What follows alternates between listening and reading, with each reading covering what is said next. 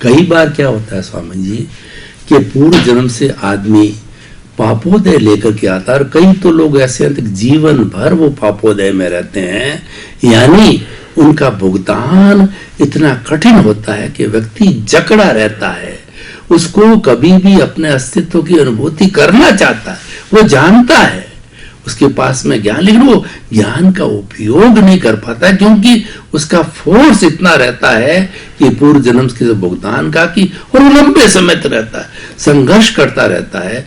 तो खास तौर से ये रिलेटिव सत्य की भाषा में ऐसे दुखी प्राणी को कोई सरल विधि बताइए कि वो इतना कष्ट होते हुए भी जो है वो अपने अस्तित्व की, अपने जो है मन वचन काया से मुक्त मैं शुद्ध आत्मा हूं, इस अवस्था की कि पाले में जा सके, खाते में जा सके और उसका अनुभव कर सके। ऐसा कोई सरल रास्ता बताइए ताकि उसको शांति मिले। बात बहुत अच्छी है और उसका उत्तर भी बहुत सरल है और सटीक और सैद्धांतिक है। हमारे पास हर अवस्था को अलग देखने की क्षमता है, शक्ति है और अनुभूति भी अलग कर सकते हैं, मगर क्योंकि शरीर और आत्मा इतना नजदीक होने के नाते मैं शरीर ही हूं या तो मैं शरीर नहीं हूं, ये समझना इतना आसान आम आदमी के लिए नहीं होता है। क्योंकि हमको मालूम है ये कार चलती है, कभी ऐसा महसूस किया कि 4 घंटा कार चलने के बाद वो कार थक गई है, ऐसा आपने महसूस किया? बैठने वालों ने नहीं किया, क्योंकि आपको मालूम है कार भी अलग है और मैं अलग हूं। कार का एक्सीडेंट हो गया, कुछ टूट गया हिस्सा, कांच टूट गया, इसकी विंडो टूट गई, ग्लास टूट गया, लाइट टूट गई, बॉनेट टूट गया, ये सब कुछ आप देखते हैं, फिर भी आपको मालूम है कि इसमें मेरा कुछ टूटा हुआ नहीं है, क्योंकि आप दोनों को, मैं और कार को अलग देख सकते हैं, समझ सकते हैं और अनुभव कर सकते हैं। कार के दुख को आपका दुख नहीं मानते हैं, कार को नुकसान मानते हैं, मगर कार के नुकसान को मेरा दुख है ऐसा नहीं मानते हैं। ऐसे अपने जीवन में ये बात हमको आज नहीं तो कल समझनी पड़ेगी कि ये मन वचन काया भी कार जैसी, साधन जैसी मशीनरी है और ये मशीनरी का क्रिएटर कुदरत है, ऑपरेटर कुदरत है और डिस्ट्रॉयर कुदरत है। उनकी हर परिस्थितियों को चलाना, उनकी हर परिस्थिति को मेंटेन करना, उनकी हर परिस्थिति को कर्म के फल के रूप में सामने लाना, ये सब कुदरत का काम है। और मैं खुद यही मन वचन काया से संपूर्ण मुक्त ऐसा शुद्धात्मा हूं, तो उनकी कोई भी अवस्था का भुगतान, वो मेरा भुगतान कैसे हो सकता है और कैसे बन सकता है? शरीर जड़ है और मैं चेतन हूं, शरीर विनाशी है और मैं अविनाशी हूं, शरीर का संचालक कुदरत करता है और मेरा संचालक मैं खुद करता हूं, तो ये दोनों एक कैसे हो सकते हैं? मगर भ्रांति से, अज्ञानता से, रॉन्ग बिलीफ से दोनों एक हो गए और वही भ्रांति हमको एक न एक दिन यही आध्यात्म विज्ञान की दृष्टि पाके दूर करना पड़ेगा।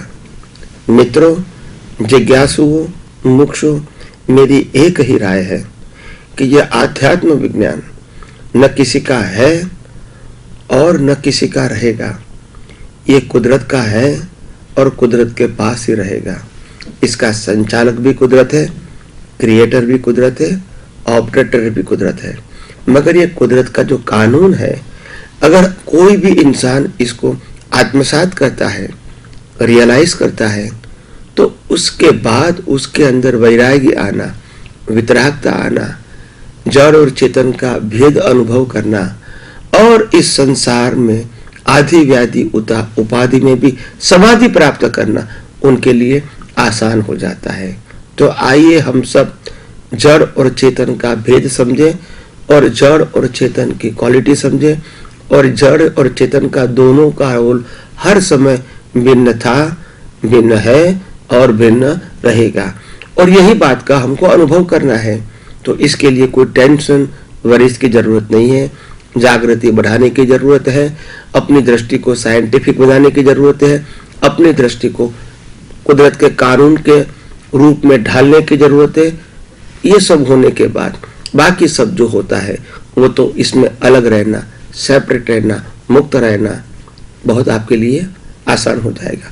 मैं समझता हूँ आप सब यही विज्ञान पाके खुद ही मुक्ति का अनुभव करो। ये विज्ञान न किसी ने बनाया है और नहीं कि कोई इसका ऑपरेटर है और क्रिएटर है। तो ये कुदरत का कानून है, आध्यात्म विज्ञान सनातन सत्य है। ये न मैंने बनाया है और न किसी ने बनाया है, मगर ये विज्ञान का जो लोग अनुभव करेंगे, आत्मसात करेंगे, उपयोग करेंगे, उसका खुद का जीवन धन्य हो जाएगा। बहुत बहुत धन्यवाद स्वामी जी, आपने बड़ा सरल तरीके से गहन विषय को जो स्पष्टीकरण किया उसके लिए हम आपके प्रति बहुत कृतज्ञता धन्यवाद ज्ञापित करते हैं। स्वामी जी, अच्छे अच्छे महात्मा लोग जो आपके सानिध्य में रह रहे हैं और उन्होंने ज्ञान की प्राप्ति की आपसे, वो सनातन सत्य को जानते हैं, कुदरत के कानून को जानते हैं, बहुत अच्छी तरह से जानते हैं, लेकिन फिर भी कई बार जो ये रहता है कि हम केवल ये मान के चलें कि ये शरीर जो है पूर्व जन्म के कर्मों के भुगतान के लिए है।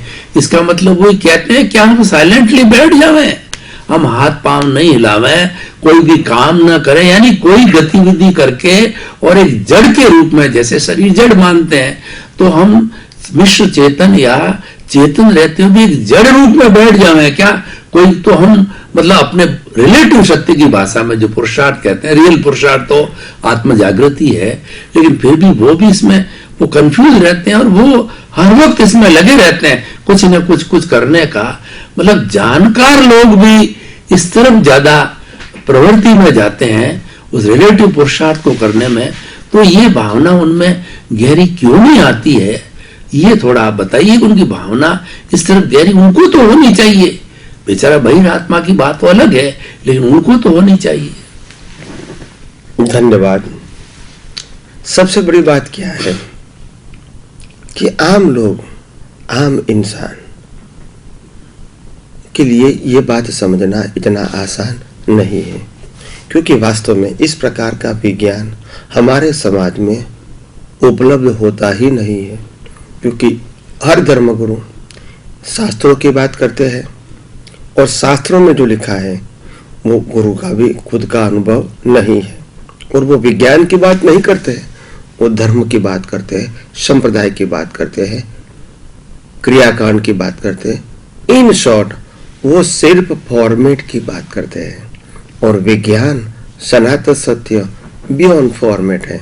तो बियॉन्ड फॉर्मेट की बातें फॉर्मेट में आपको कभी नहीं मिलेगी।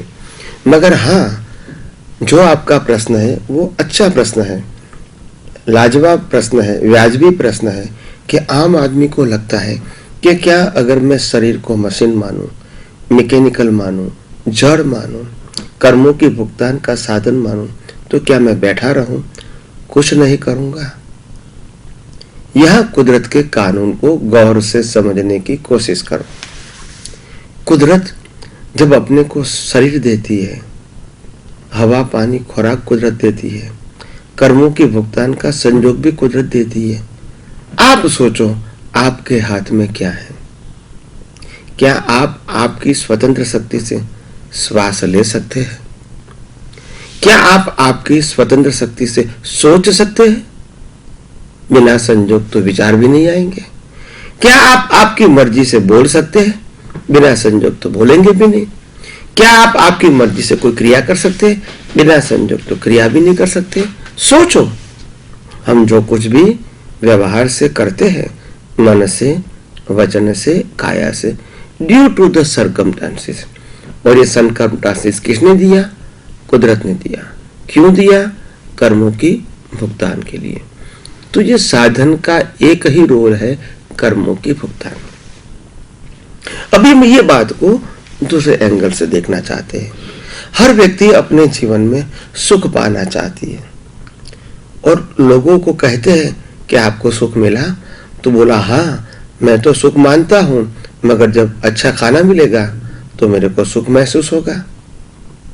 फिर खाना अच्छा मिलता है, सुख भी लगता है, मगर वो सुख क्षणिक होता है।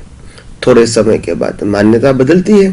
बोला मेरे को अच्छा कपड़े पहनने में सुख लगता है, अच्छा कपड़ा इसको मिला भी, पहना भी, सुख भी लगा। बाद में चेंज हो गई कि भी अभी तो सुख मिल गया, मगर फिर भी ये सुख कायमी नहीं है। फिर कहता है मेरे को पैसे में सुख मिलता है, पैसा आता है, जरूरत से भी 10 गुना ज्यादा आ जाता है। फिर भी कहता है नहीं नहीं, पैसे में तो सुख नहीं है, नहीं था तब लगता था कि पैसे में सुख है, आ गया तो मेरे को समझ में आता है कि पैसे से मैं व्यवहार कर सकता हूँ, मगर पैसे में तो सुख नहीं मिलता है।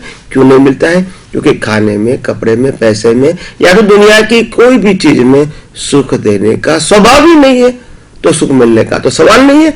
मगर हाँ, हमारी मान्यता से टेम्पररी सुख हमको मिलता है, जहां तक हमारी बिलीफ है। अगर हमारी बिलीफ चेंज हो गई तो वही चीज में आज आपको सुख नहीं मिलेगा। तो सुख दुख का तो सवाल नहीं है ये दुनिया के साधन में या इंद्रियों से। मगर कई लोग ऐसे होते हैं कि जो लोग आगे बढ़ना चाहते हैं तो इसको मालूम होता है कि हम जब रात को शांति से सो जाते हैं तो हमको लगता है कि हम बहुत सुखी हो गए, क्योंकि रात में कुछ करना नहीं है और हम परम शांति का अनुभव करते हैं। आप देख लो, अगर एक वीक आपको नींद नहीं आएगी तो वही सत्ता, वही संपत्ति, वही साधन और वही संबंध आपको सुख नहीं देंगे होते हुए भी। क्यों? क्योंकि नींद में जो शांति आती है वो दुनिया को भूल के आती है, और जब दुनिया भूल जाते हैं मगर आत्मा तो हमारे साथ है, बिना आत्मा तो हम जीवित ही नहीं रह सकते। तो रात को जब दुनिया भूल जाते हैं तो आत्मा अज्ञानता से भी हमारे साथ हो जाता है, और अज्ञानता से भी आत्मा का अनुभव हो जाता है, तो भी शांति हो जाती है, परम शांति हो जाती है, सुबह फ्रेश हो जाते हैं। विचार करो, सोचो, अगर अज्ञानता से भी आत्मा की हाजिरी हो गई, अनुभव हो गया, तो भी परम शांति होती है, तो वास्तव में ज्ञान से आत्मा का अनुभव होगा तो क्या नहीं हो सकता है। तो सोचो, समझो, बस समय की मर्यादा के अधीन मैंने जो कुछ भी समझाने का प्रयास किया आप समझते रहिए और आपके जीवन को मंगल बनाइए।